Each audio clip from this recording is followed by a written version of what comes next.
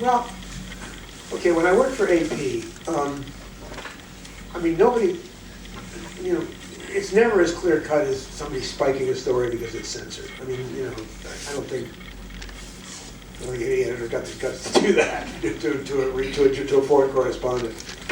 There's lots of other ways to do it. For example, I mean, when Iraq was, just before the war started, when Bush was running up, getting all the support, and everybody was piling on. Which, by the way, if you haven't seen Selling the War, this incredible Bill Moyer special that he did sometime after the war started, look on PBS, look it up. It's unbelievable.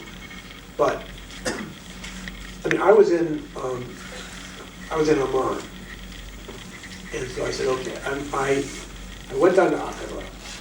And I'm watching the news live from Baghdad, and this guy, these guys are all glaring at the TV set. These guys are worry beads, and these guys are doing every cell phone. One guy looks over at me and he goes, "America," and I go, "Moi."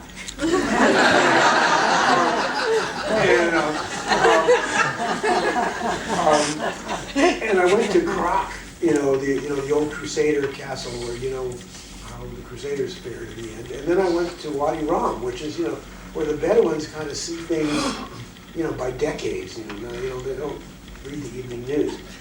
And I talked to everybody. And then I got on the phone and I talked to people I'd known for 30 years. I talked to the rector of the Al-Azhar Mosque, who's this incredible, cool Muslim guy who's married to a Southern Baptist, married to an American Southern Baptist. I talked to people in the royal family in Saudi Arabia. I talked to the editor of I call people in Morocco. Everybody. Everybody said, yeah, Saddam's an asshole, but if you go in under your own flag, you're going to own the place forever, and you'll never clean it up. And, then I talked to some other people. They said, well, just read the British military read British history from 1919. It took them 2 years, where the Sunni and the Shia got in each other's mosques. And then I started, and then I had a pretty good friend who got together the Palestinian Circle for me in Amman, which was a real coup, because these are the elders, the Palestinians have come and they've settled, and they all got together in their suits, and they all, one by one, told me why A, Saddam was a bad man, B, don't go in alone. And so I wrote this, and my desk says to me, well, where's the other side? And I said, well, that's kind of the point, there is no other side. You find the other side and I'll put it in the story. And so somebody found the other side. Somebody called some think tank in Denver, and he said, yeah, they're going to be out in the streets with trumpets and stuff. Put that in the story under my name and cut half this stuff out of the thing. And you probably guessed the conversation. The other thing was I tried to compare it to Vietnam.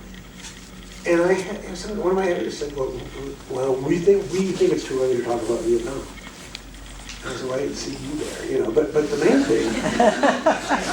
thing, is I tried to explain, and it was clear then, it's clearer now, is if you take, it doesn't really matter whether you're talking about jungle or sand. That's pretty immaterial. If you're taking a 5,000-year-old society, and you go in as a savior with a shopping list, they're going to fight you. They're not going to be happy about it, and it's not going to be over. It's going to get worse. And fortunately, the Vietnamese are, have a fairly giving kind of national and spiritual, cultural philosophy, and there's a lot of other political reasons there. And the lingering scars are not so deep.